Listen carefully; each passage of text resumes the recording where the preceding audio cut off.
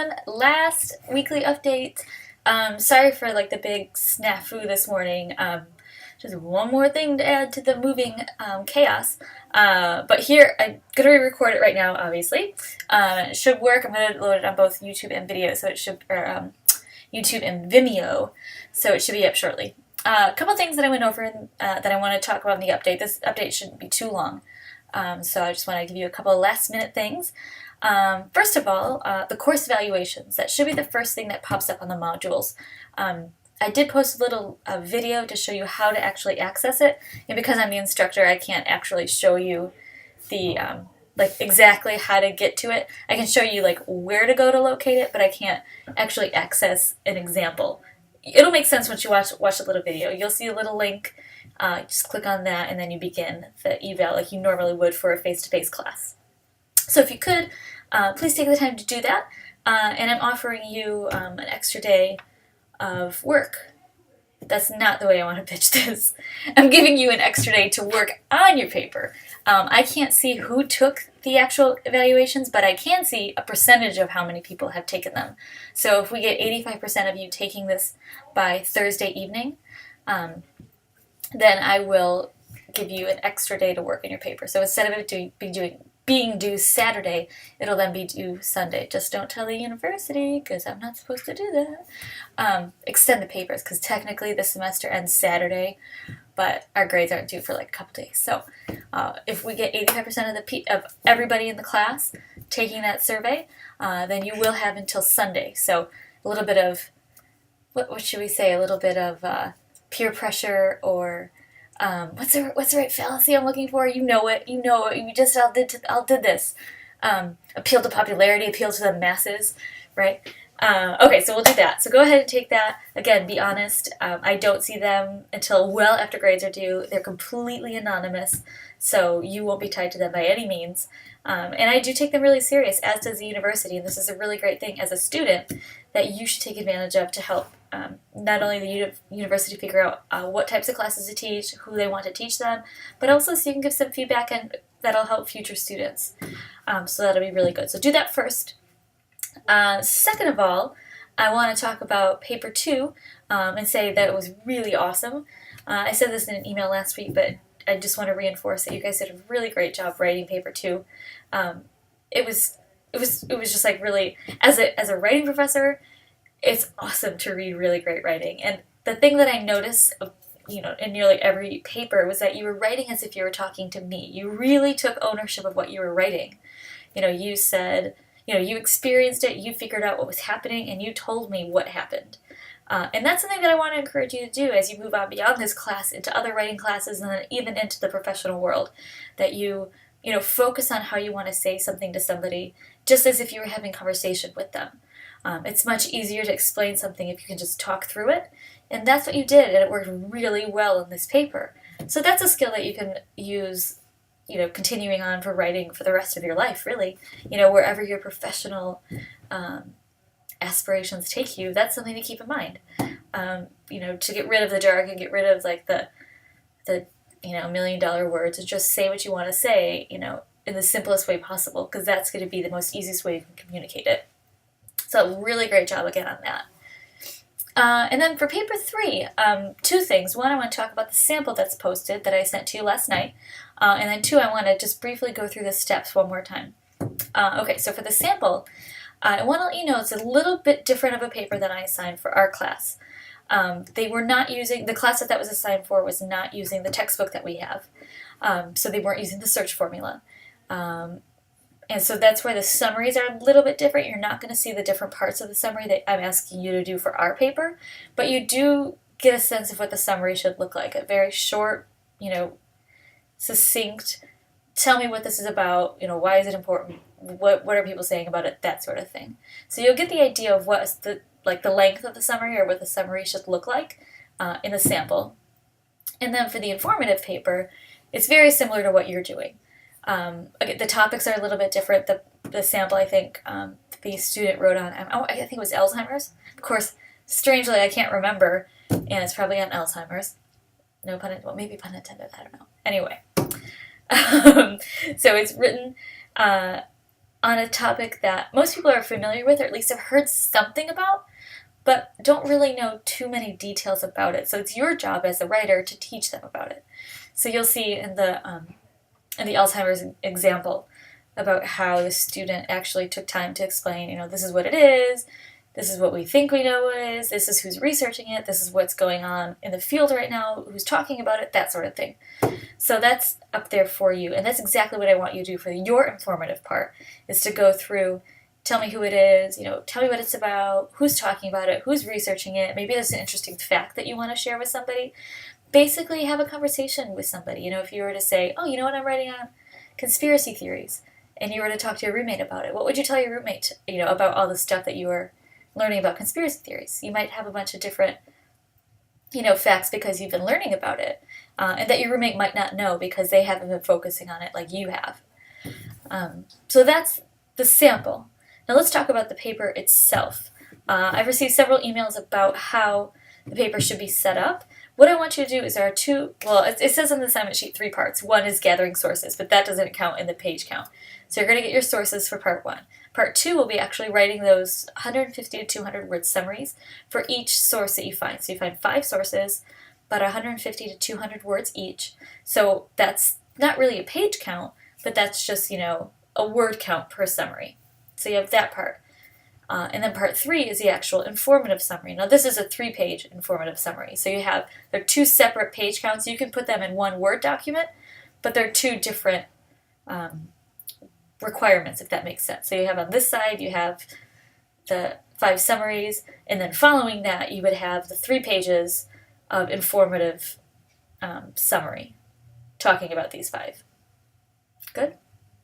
Okay, as you can see, it's set up. The sample you'll look at, you'll see how it's set up there too, so just like that.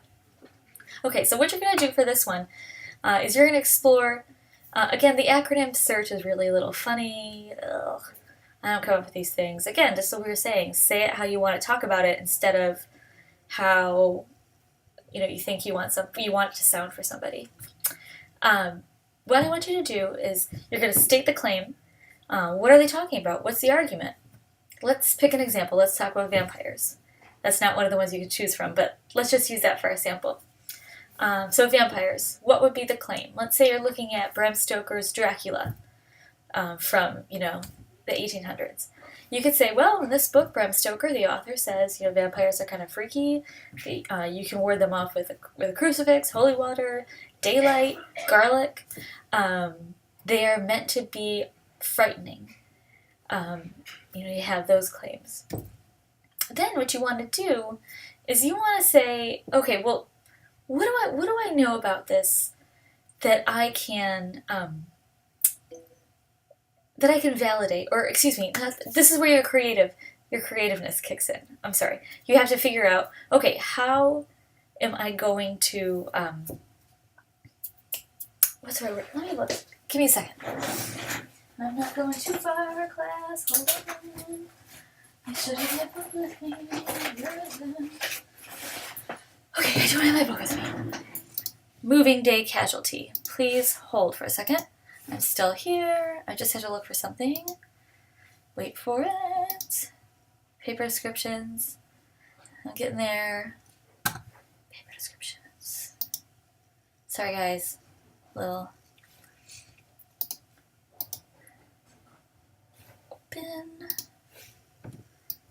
Okay, I'm just waiting for it to load. I'm just doing this so I don't give you bad info. Okay, so here we go. So 4 steps to the search formula. 1, state the claim.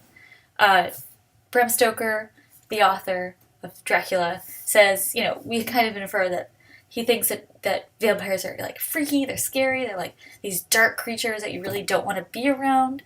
Examine the evidence for the claim. So if you were reading Dracula, you would go and say, oh, on page so-and-so, he gives a description about Dracula. This is how he describes him. That says he's kind of scary, he's kind of freaky, he's kind of, you don't want to be around him.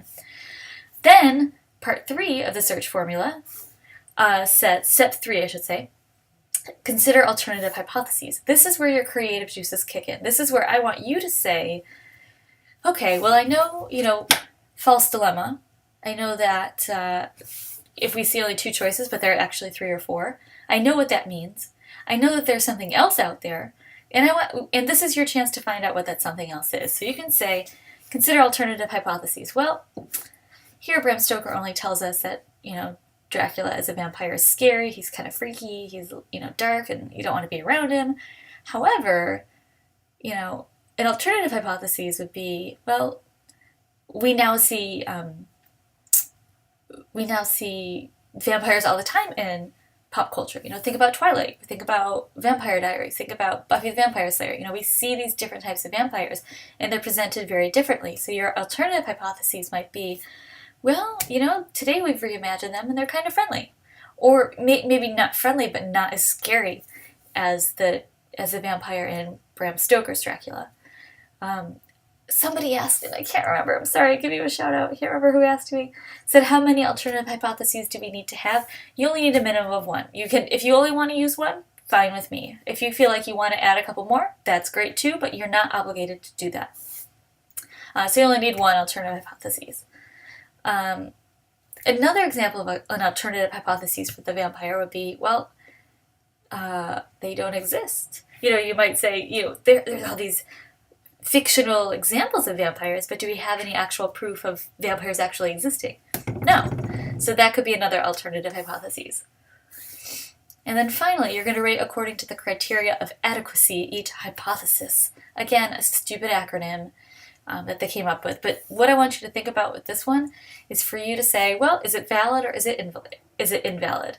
And how you're going to rate this is, remember when we had at the very beginning of the semester, if P then Q, P, then Q, like if P then Q, not Q, then not P, how those things worked out, where those little, fill in the blank sort of logic, step-by-step things.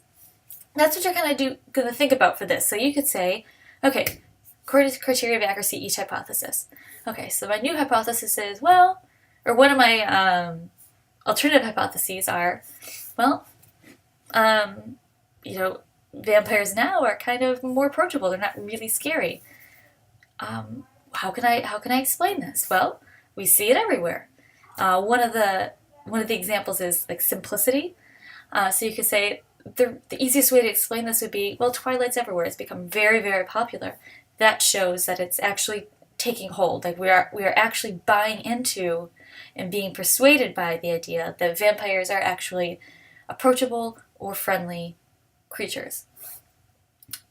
Or you could also say, okay, now I'm going to talk about vampires as being not real. We could say the thing that's so interesting about the vampire trend is that it's something that even though we know it's not real, we're still interested in it. We're still buying into it in a way.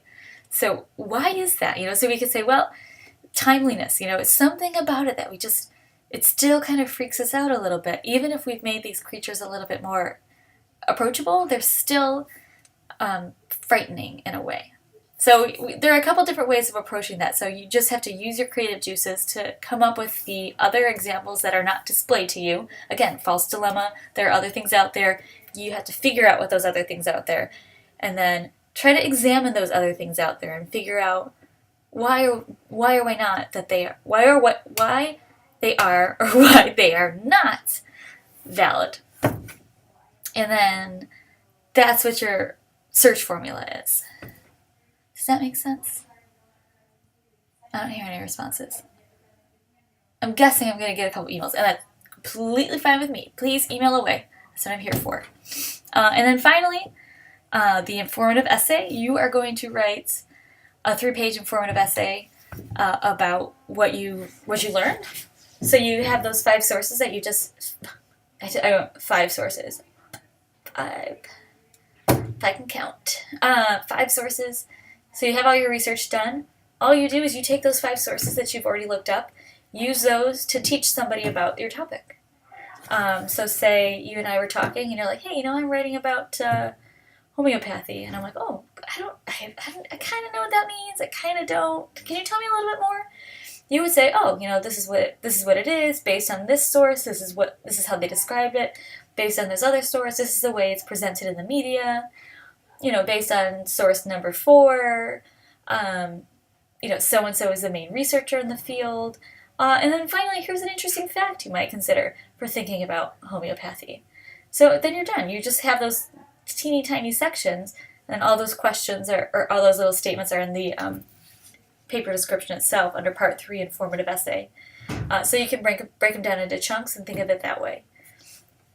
Hopefully that clears up a little bit about it. I know I'm kind of breezing through this because I've got to actually jet off to something at 2 o'clock, another meeting. But I'll be happy to answer more questions later. We can actually meet up. I know that my office hours got a little messy today because of my move, but we can meet up another time if you want to chat or if you just want to email. I'm happy to do that. Always, you can, as you know, send me drafts of your stuff. Get it to me by Thursday. That way I can get it back to you with plenty of time. So I can do that.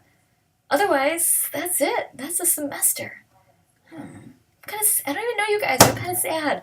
I always have fun teaching, and it's been a good semester. So if you see me in the hall or you want to stop by my office and say hi, that'd be really exciting. It'd be good to meet you. So congratulations on a good semester. I look forward to reading this final paper. And as always, if you have any questions about anything, let me know. All right, I'll talk to you later.